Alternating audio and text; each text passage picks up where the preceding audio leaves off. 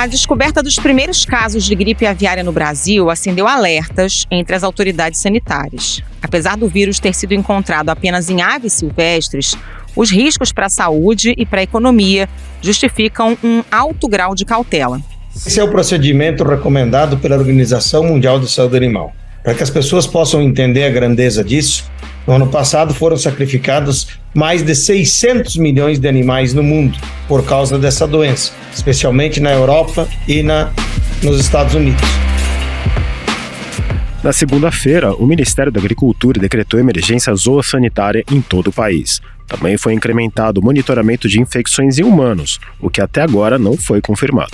Ao mesmo tempo, o governo e produtores do setor garantem que não há riscos no consumo de carne de aves. A maior recomendação, por enquanto, é evitar o contato com animais silvestres. O Ao Ponto, dessa quarta-feira, analisa a descoberta do vírus da gripe aviária no Brasil e as ações oficiais para conter uma doença que preocupa autoridades de todo o mundo. Nesse episódio, o repórter Bernardo Ionechig detalha como o governo confirmou e reagiu aos primeiros casos. E a doutora Rosana Ristmann, coordenadora do Comitê de Imunizações da Sociedade Brasileira de Infectologia, explica o que é a gripe aviária e até que ponto a população deve se preocupar com ela.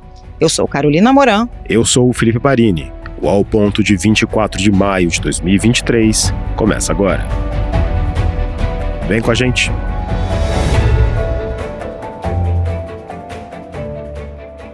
Bernardo Ionechig, bem-vindo aqui mais uma vez ao Ponto. Na segunda-feira, o Ministério da Agricultura e Pecuária declarou uma emergência zoossanitária em todo o país por conta dos casos de gripe aviária. São relativamente poucos os casos, mas dá para dizer que o governo já está em alerta. Sim, com certeza o governo já está em alerta, né? Essa medida de emergência, ela coloca aí um prazo de 180 dias, que libera, né, recursos, facilita essa burocracia para evitar a disseminação da gripe aviária que foi detectada em aves silvestres. O governo já estava em alerta. O Brasil e a Venezuela eram os únicos países da América do Sul que não tinham ainda registrado casos de gripe aviária. Então, ele já vinha monitorando, mas com certeza essa identificação agora do Espírito Santo e um caso aqui no Rio de Janeiro intensificou esse alerta. Pois é, Bernardo, como você falou, os primeiros casos foram descobertos no Espírito Santo. Como é que foi essa comunicação de uma doença que até agora não tinha sido registrada no território nacional? Então, a gripe aviária ela tem causado surtos recordes, né, nesses últimos 2 anos pelo mundo, em aves domésticas e silvestres. Então, o mundo inteiro praticamente está com esse sinal de alerta ligado e com esse monitoramento ativo para identificar, né, os casos suspeitos, porque há esse temor muito grande, tanto para o lado econômico, né, porque você afeta aí a produção, né, de aves, mas também, né, da chance do vírus se espalhar para pessoas. Nesse mês foram identificadas algumas aves no Espírito Santo encontradas caídas, né, e com os sinais, né, da gripe aviária, né, que é uma gripe que tem uma alta letalidade entre os animais. Então, essas aves foram resgatadas e o material foi colhido e foi enviado para o Laboratório Federal de Defesa Agropecuária de São Paulo, que é a unidade de referência da Organização Mundial da Saúde Animal aqui no Brasil, que fez os diagnósticos e confirmou que se tratava do vírus H5N1, né, que é a influenza aviária de alta patogenicidade que nós temos. Como você mencionou, o vírus foi identificado em animais silvestres, mas o Brasil é um dos maiores exportadores mundiais de carne de frango. Tem alguma preocupação já com o setor produtivo? Então, Felipe, o grande motivo, né, para ter estabelecido essa emergência zoossanitária, claro que tem a questão, né, do medo da doença se espalhar para humanos, mas o principal temor é justamente chegar nas aves de criação, porque o que acontece? A gente só teve identificação aqui de aves silvestres, então o Brasil continua a ser um país livre de gripe aviária, né, na classificação, já que nós não tivemos grandes afetadas. Então, a principal medida, né, do Ministério da Agricultura é barrar esse vírus antes que ele chegue, né, nas criações, porque a gente tem países que sacrificaram milhões, né, de aves e isso acaba prejudicando muito a exportação e é o grande temor, mas o Ministério tenta reconfortar, né, os produtores de que ainda não houve esse registro na produção.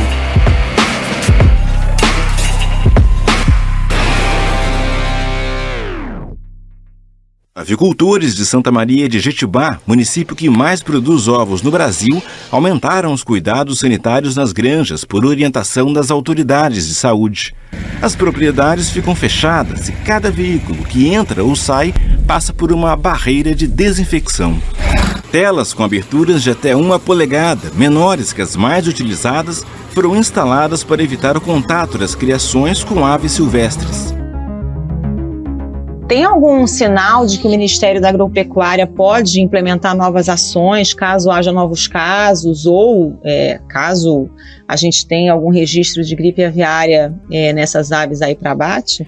Então, nessa segunda-feira, além de decretar emergência, o Ministério criou um Centro de Operações de Emergência, um COI, para coordenar, planejar e avaliar essas ações nacionais em relação à influenza aviária. Então, esse grupo vai analisar a situação, vai com certeza propor medidas. É importante sinalizar também que o Ministério da Agricultura já havia feito uma portaria em relação à gripe aviária mais cedo nesse ano, antes dela chegar aqui, já avisando, a impedir esse avanço, que proibia que proibia exposições, de aves ao ar livre, feiras com aves, o Ministério prorrogou essa portaria e essa é uma das muitas medidas que eles podem tomar. Então, a depender do que o Centro de Emergências identifique que seja necessário, o Ministério dá a entender que pode sim aplicar medidas mais duras para que não chegue à produção. E tem o setor brasileiro, ele é exportador, um grande exportador. Já existe um temor, existe uma pressão dos produtores e a pressa do governo para evitar que isso possa causar algum impacto nas exportações que são tão importantes para o nosso balanço comercial. Com certeza, existe uma pressão muito grande e a Associação Brasileira de Proteína Animal, que representa os exportadores brasileiros, inclusive parabenizou o Ministério da Agricultura pela instauração da emergência, porque está claramente preocupado. Mas a associação se demonstra, por enquanto, ainda mais tranquila pelo fato de não terem identificado os casos na produção. Só que a entidade continua apoiando essas medidas do Ministério justamente para que não chegue. Mas tem um temor sim, com certeza, porque é o que a gente está vendo ao redor do mundo, Mas o que as autoridades dizem é que, por enquanto, o consumo de carne de frango, de outras aves e dos ovos é seguro, Bernardo? Com certeza, Carol. Um ponto importante é que o consumo, na verdade, ele é sempre seguro até onde a gente sabe. Não existe esse risco de ser contaminado com a gripe aviária pelo consumo da carne, seja ela viva ou morta, contaminada, ou pelo ovo também. O que a gente sabe hoje de transmissão para humanos é só pelo contato muito próximo com o animal, e aí ele pode estar vivo ou morto, mas é esse contato mesmo ali por vias aéreas muito perto, não tem essa questão da alimentação, não. Bernardo, a gente tem uma série de pessoas monitoradas por suspeita, mas até agora não tem nenhum caso confirmado. Até agora, 2h30 da tarde do dia 23 de maio. Não, o Brasil não tem nenhum caso de gripe aviária em humanos. É importante mencionar que a gripe aviária, ela circula especialmente entre aves. A gente tem alguns casos em humanos que é comum, a cada ano, algumas dezenas, que são do animal para a pessoa. Normalmente é de um agricultor ali que trabalha numa produção que foi infectada, e aí tem essa preocupação de saber se o vírus vai conseguir se disseminar de uma pessoa para outra ou não. Até então a gente não tem isso, e nunca tivemos casos de gripe aviária em humanos no Brasil. Quando esses casos foram identificados no Espírito Santo, foram recolhidas amostras de 33 funcionários do Parque da Fazendinha, que é um lugar onde uma das aves foi encontrada. Aí, nesse momento, um deles estava com sintomas gripais, e foi considerado um caso suspeito, só que eventualmente todos os 33 tiveram um teste negativo. O Ministério da Saúde também já falou que outras 3 pessoas no Espírito Santo que tiveram contato com aves, porque foram 7 aves até agora no Espírito Santo e uma no Rio de Janeiro. Então 3 pessoas tiveram as suas amostras colhidas, uma já tinha sido liberada e até agora 2 estavam em análise. E aqui no Rio de Janeiro tiveram 12 pessoas que tiveram contato, só uma parte pequena com sintomas gripais, mas estão todas sobre análise. Uma questão importante é que sintomas gripais é muito amplo, então a gente fica com esse receio, mas pode ser uma gripe, pode ser um resfriado, pode ser a própria Covid, então não é também motivo para tanto alarme. Ainda mais nessa época do ano, ainda mais agora. A Organização Mundial da Saúde confirmou a morte de uma mulher na China e um caso foi registrado aqui na América Latina, no Chile. Nos 2 casos aí que a gente está falando, a transmissão foi das aves para os humanos. E isso preocupa porque vários países estão registrando aumento da doença em aves. Então essa é a grande preocupação agora, no momento, uma possível mutação desse tipo de vírus, que a gente já viu que mutações de vírus respiratórios podem causar, né? Exatamente, até porque a gripe aviária é um vírus da gripe, né, que circula entre a gente, né? A gripe comum sazonal. E a gente tem outras pandemias que foram causadas por gripes, como a gripe espanhola, a gripe suína há pouco tempo, né, que veio também de um animal. A gente teve gripe de Hong Kong no final do século passado, que é pouco conhecida, mas também foi causada por um vírus da influenza. Então a gripe aviária é uma cepa do influenza, mas que até então circula só entre aves, e a gente tem essa preocupação dela passar a circular em humanos igual as outras cepas, né, circulam.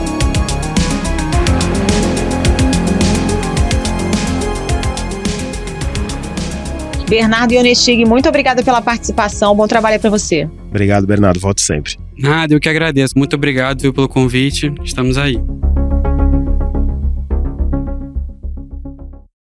Doutora Rosana Richtmann, antes de mais nada, bem-vinda aqui ao Ponto. Obrigado por arrumar um tempinho para falar com a gente.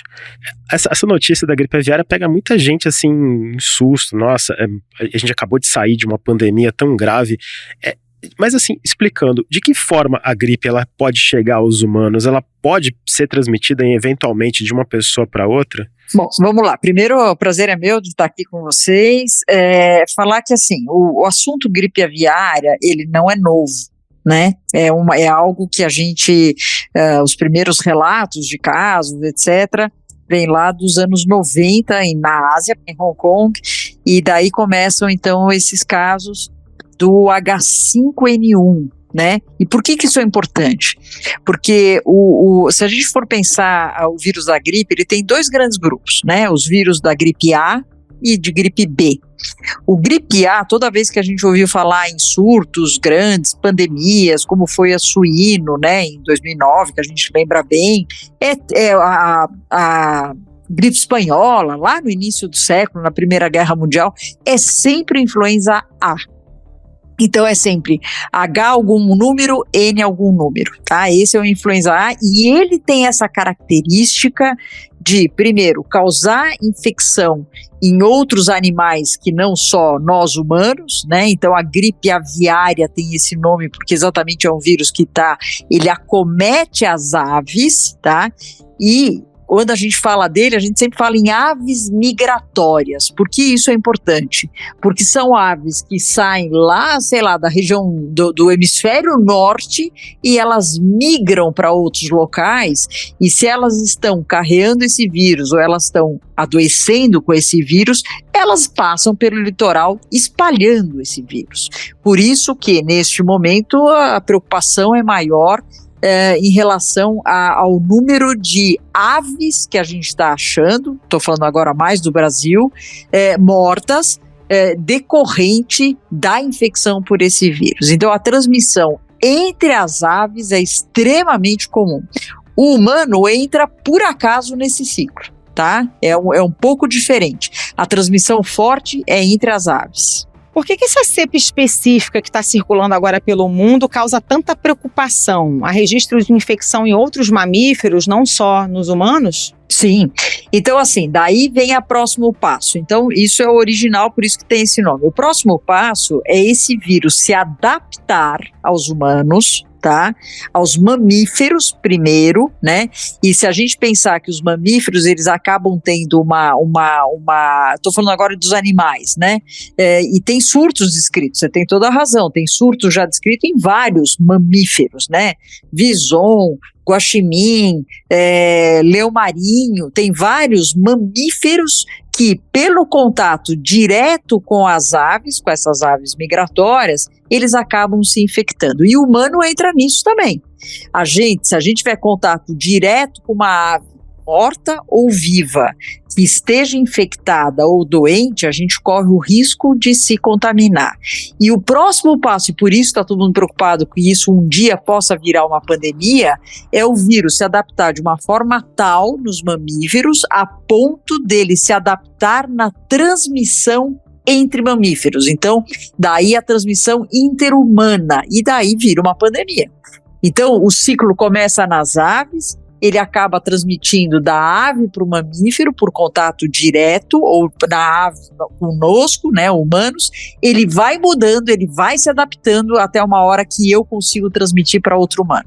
Uma pergunta que até eu ouvi até aqui na redação, quando a gente falou que ia falar sobre esse tema, qual é a diferença desse vírus H5N1, que a senhora mencionou, para o da influenza normal que circula entre os humanos? Todo mundo é vacinado ou deveria ser vacinado todo ano?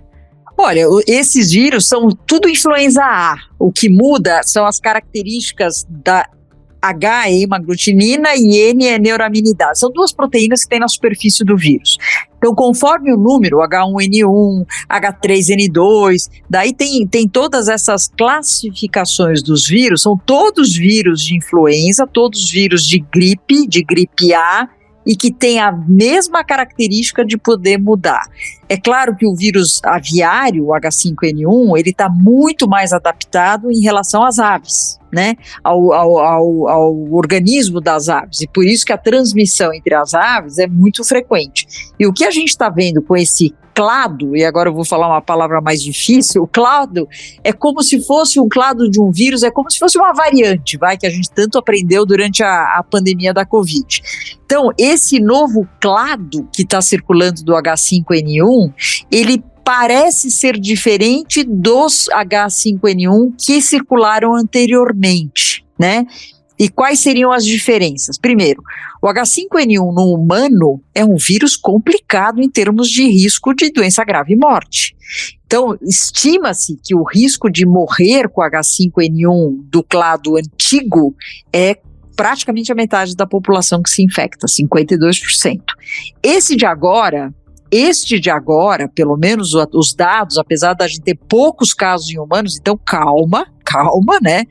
Apesar de ter poucos casos em humanos, o que nós estamos tendo de número é em torno de 20% de risco de morte.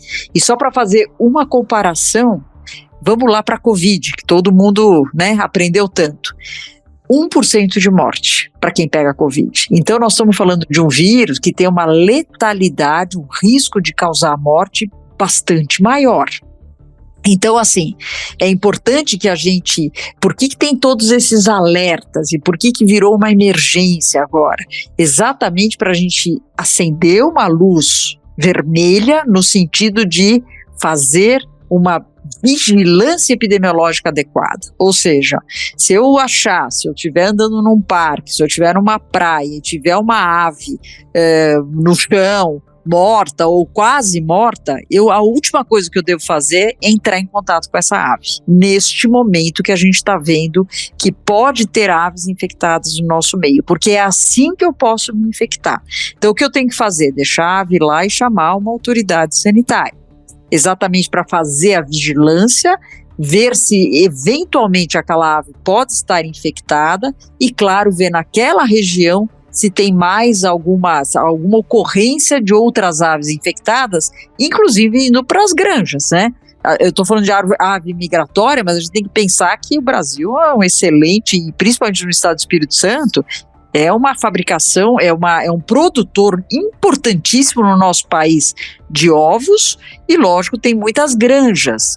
Então, se esse vírus, eventualmente, que está nessas aves que por acaso estão por aqui, estão migrando e estão morrendo aqui no nosso país, se ele passa a infectar aves onde tem granjas, onde tem uso aí na avicultura, etc., isso é um baita de um problema sanitário. Você acaba fazendo o que os Estados Unidos teve que fazer recentemente, de abater um número enorme de aves exatamente para tentar conter o surto.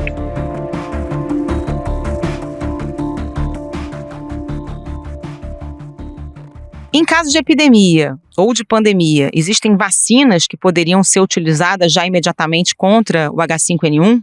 Bom, nós temos um tratamento para vírus influenza de uma maneira geral, ele não é específico para o H5N1, mas ele é para vírus influenza, né, que é o Zeltamivir, o Tamiflu, que a gente também usa para gripe, as nossas gripes normais aí. Então, sim, a gente tem um tratamento, mas assim, é fundamental que você faça o diagnóstico, porque o tratamento deve ser iniciado quanto mais precoce, melhor. Como é um vírus que pode causar uma doença grave, em geral, ela não causa uma pneumonia como as outras gripes, ela causa quase que um quadro hemorrágico. A gente fala que é falência de múltiplos órgãos, porque ele é um quadro, ele causa no humano um quadro clínico muito mais grave, que nem parece gripe na realidade. Então é fundamental que todo mundo fique alerta sobre a possibilidade de ser um H5N1, fazer o diagnóstico o quanto antes e tratar o quanto antes. É essa a chance que a gente tem. Em relação à vacina, por ser um vírus diferente da Covid, que a gente absolutamente não conhecia nada de SARS-CoV até o início lá de 2020, aqui não. Aqui é um vírus que a gente conhece faz tempo, o Brasil tem tecnologia para fabricar vacinas, o Butantan fabrica toda a vacinação do Brasil para as nossas vacinas de influenza, H1N1, H3N2, que por sinal eu recomendo fortemente que as pessoas se vacinem, não por causa da gripe aviária, mas porque está tendo bastante circulação de influenza no nosso meio. É claro que o Butantan, tendo essa tecnologia, ele consegue sim, num curto espaço de tempo, quando a gente fala curto espaço de tempo, nós estamos falando aí, 3, 4 meses, não é tão curto assim, mas, né, lógico, é completamente diferente do que foi com o SARS-CoV, ele consegue sim adaptar uma vacina com a H5N1. Desde o início do ano, inclusive, o Butantan já vinha pensando nessa possibilidade, porque o mundo inteiro já estava em alerta com o número de aves e outros mamíferos que estavam sendo encontrados em diversos locais do mundo infectados com H5N1. Então o próprio Butantan se adiantou e já começou a pensar nessa possibilidade, tanto é que, dependendo do que for acontecer aqui no nosso país, a gente teria que fazer uma emergência. Claro que não teria vacina para todo mundo, mas seria um jeito da gente fazer bloqueio, fazer algo de emergência sanitária. Mas o melhor é sempre evitar contatos com aves infectadas. Tem alguma recomendação específica para pessoas que tenham tido contato com aves que podem estar contaminadas? Aliás, uma outra pergunta também, o vírus ele pode ser transmitido por qualquer ave, inclusive as aves criadas em cativeiro? Sim, podem desde que elas se infectem, né? Uma vez que uma ave está infectada, como são aves migratórias, elas podem circular por aí, certo? Tanto é que a maioria dos casos aqui no Brasil, se você for ver, são todas cidades litorâneas, que é da onde essas aves estão migrando. Parece que tem um caso também que aconteceu agora fora da região do litoral, que é algo que me preocupa bastante também, como é que foi chegar no interior. Então eu te diria o seguinte, sim, esse vírus pode chegar em granjas e tudo, e não sei se você está acompanhando, mas a gente tem falado de um tempo para cá, no preço dos ovos, no mundo inteiro, só vem subindo, claro, porque eles estão abatendo muita ave. Então, a oferta não está tão grande atualmente, estou falando a nível dos Estados Unidos, mas indiretamente começa a bater na nossa porta também, exatamente por causa disso. Então, você pode afetar a economia do país, você tendo um número maior de casos. Então, quando você me pergunta em termos de prevenção, eu te diria que o importantíssimo é a vigilância. Nós precisamos entender o que está acontecendo, qual é o tamanho do problema no nosso país. Então, assim, para o cidadão comum, como a gente, é isso que eu te falei, evita contato com o animal silvestre, principalmente se ele estiver doente, se você achar um animal morto, você não vai manusear aquele animal, você vai chamar alguém que vem paramentado para fazer o manuseio daquela ave. E em relação a quem trabalha com avicultura, óbvio, estar em alerta, porque se você começar a ter um quadro, e o quadro clínico na ave, claro, eu não sou veterinária, mas o que está descrito é que ela tem um quadro respiratório também, ela morre de um quadro respiratório, diferente de nós humanos que acabamos tendo um quadro mais de sangramento. Então, se tiver a detecção de algum caso desses na sua granja, alguma coisa, imediatamente você tem que avisar uma autoridade sanitária. Quanto mais a gente conseguir conter a disseminação deste vírus, se a gente tiver casos, melhor para o país inteiro. Tem muita preocupação também com o consumo de carne e de ovos, né? A gente ouve falar em animais infectados e já gera uma preocupação.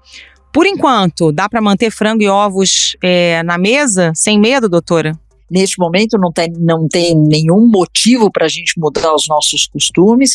O que sempre é importante e ficou de legado aí da pandemia é a higiene, né? Então você higienizar suas mãos, você pegou num ovo, vai cozinhar, sempre, não estou falando de gripe aviária, estou falando de qualquer micro-organismo. Você pode ter salmonela, você pode ter outros micro-organismos relacionados ao manuseio de alimentos, ao manuseio de ovos, etc. Então, isso sempre é super bem-vindo, a nossa higiene, principalmente a higiene através das mãos, mas de forma nenhuma a transmissão, ingerindo o alimento, nada disso está acontecendo, nem irá acontecer. É muito mais o contato com um animal morto ou vivo doente, e não tem nada a ver neste momento, porque no Brasil não tem nenhum caso descrito em animal aí de granja, animal que tem todo o respaldo sanitário.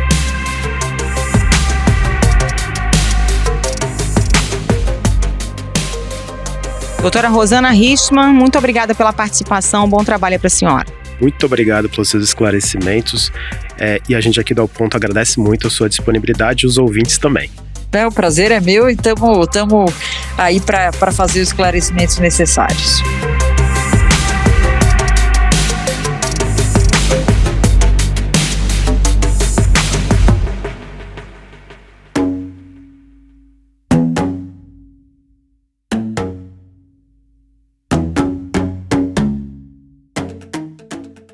Esse foi o Ao Ponto de hoje, o podcast diário da redação do Globo. Nessa conversa, a gente conta com a participação de toda a equipe do jornal, as mesmas pessoas que levam até você informação e análise de qualidade todos os dias. Quer saber mais? Assine o Globo. Acesse assineoglobo.com.br e confira todas as notícias e reportagens especiais. A edição é de João Guilherme Lacerda. Até mais. Até mais.